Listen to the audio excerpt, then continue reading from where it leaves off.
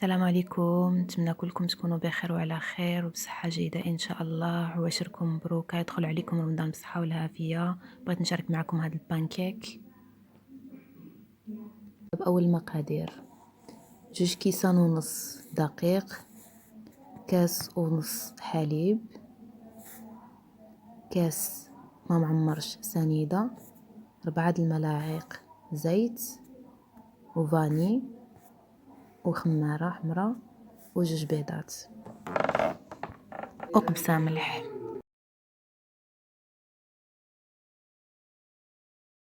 نبداو على بركة الله نعرسو 2 بيضات ديالنا،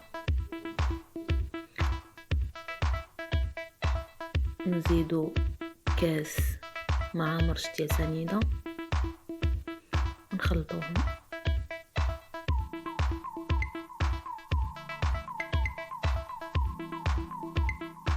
نعصر مزيان، نضيفو الزيت،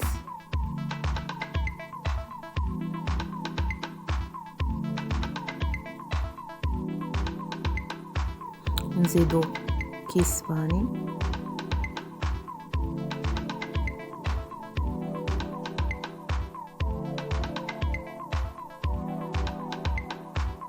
ومليحة.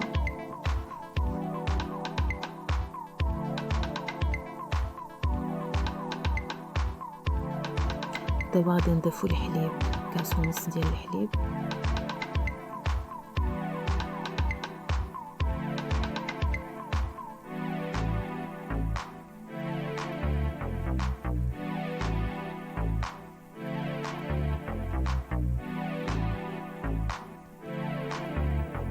دابا نخلطو الخمارة مع الدقيق، خمارة في الدقيق يعني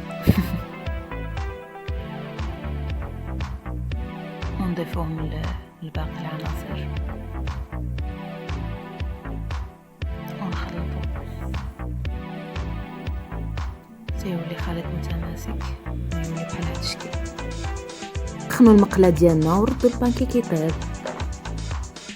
ما كيجي بحال هاد الشكل روعه، وكيفاش صاوبوا لا كريم. المهم هنا غنوريكم كيفاش صايبت الكريم ديالي اللي درتو في وسط البانكيك.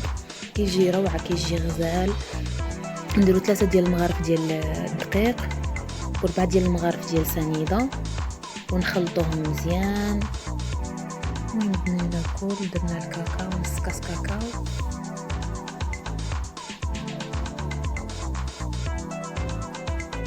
المهم هنا غادي نزيدو 2 مغارف نسكويك.